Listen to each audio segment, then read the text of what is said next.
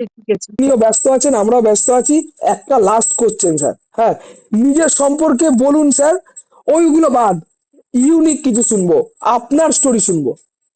বুঝতে বুঝতে পেরেছি, ওগুলো সবাই বলবে, আপনার সম্পর্কে শুনতে চাইছি স্যার। বলুন স্যার তো আমি কিছু। রেকর্ডিং করে পাঠিয়ে দিব স্যার আপনাকে হোয়াটসঅ্যাপে। না, একটু বলেন না, আমরা একটু শুনে নি। আপনার সম্পর্কে বলুন, আমার শুনতে খুব ইচ্ছা করছে। স্যার আমি ঠিক ব্যাপারটা বুঝতে পারলাম না, ওই যে ইন্ট্রোডাকশনে যেটা বলতে হয়, আমার নাম এটা ওটা। ওইসব কিচ্ছু বলবেন না, আপনি আপনার সম্পর্কে বলবেন। ইন্ট্রোডাকশন, আমি আপনাকে চিনি নবী, আপনি গ্র্যাজুয়েশন পাস করেছেন, মাস্টার ডিগ্রি করেছেন বাংলায়, ওসব মুখস্থ হয়ে গেছে আমার। টেট পাস আপনি, সেটা আমি জানি। শিক্ষকতা করবেন সেটাও আমি জানি। এইগুলো না, একটু ইউনিক কিছু চিন্তা করে বলেন, আমরা সময় দিচ্ছি, আপনি হ্যাঁ বললে আমরা শুরু করব। আমি ছোট থেকেই স্বপ্ন দেখতাম যে একটু ওই সৃজনাত্মক বিষয়, যেমন অভিনয়, গান বাজনা, কবিতা আবৃত্তি, এগুলোর প্রতি আমার একটা বিশেষ ঝোঁক ছিল। তো আমি সেগুলোকে দিয়ে পেশা করবো বলে ভেবেছিলাম। তো আমার বাড়িটা যেহেতু মালদার গাজলে, তো এখানটায় কোনো সেরকম প্ল্যাটফর্ম ছিল না, আর এগুলো বিষয়ে গুরুত্বই দেওয়া হয় না এখানে। পড়াশোনাটাই মেন হাতিয়ার, পড়াশোনাটা অবশ্যই সব জায়গায় মেন হাতিয়ার, কিন্তু আহ, আহ, পড়াশোনাকে কাজে লাগিয়ে যে এই সমস্ত দিকেও নিজেকে ই করা যায়, সেই জায়গাগুলো ছিল না। আর মা বাবা খুব একটা এগুলো বেশি পছন্দ করতো না, মানে শিক্ষকতাটাকে বেশি লাইক করতো। তো শিক্ষকতাটাও আমার অবশ্যই একটা পছন্দের জায়গা ছিল। আমি যখন উত্তরণ স্কুলে পড়াশোনা করতাম, তো আমি ওই আহ ইসে করেছিলাম, আমি ওই একটা নাটক করেছিলাম, সেখানে মাস্টারের একটা রোল প্লে করেছিলাম।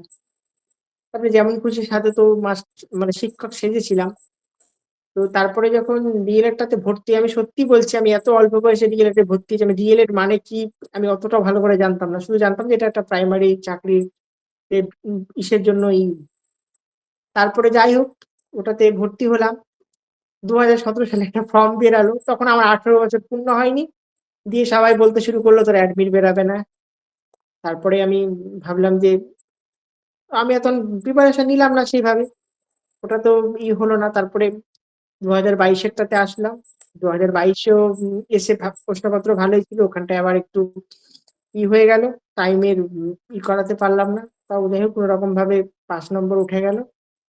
তো এখন যেটা ইচ্ছে রয়েছে, এই প্রাইমারিতে সাকসেস পেলে আবার প্রাইমারি পরীক্ষায় বসবো, কারণ 100 নম্বর আমাকে পার করতে হবে, এটা আমার একটা ইচ্ছে রয়েছে। আর শিক্ষকতা চাকরি করাটা একটা ইচ্ছে রয়েছে। তার বাইরে সবাই তো স্যার কিছু কথা বলবে, যে আমি শুধু নিজে এটাই ভেবে নিলাম যে এটার পরে এটা করবো, ওটা তো আর হয় না। কিছু তো নিশ্চয়ই সময়ও কথা বলবে। আর দেখি, আর এই সমস্ত ছাত্রদের সঙ্গে সময় কাটানো, বিভিন্ন উৎসবের মধ্যে আবার যারা আমি এই ক্লাস যখন 7 থেকে 9 পর্যন্ত বা 12 পর্যন্ত আমি এত অনুষ্ঠান করেছি, আমার এতগুলো হয়তো প্রাইজ রয়েছে, মানে অগন্তি প্রাইজ।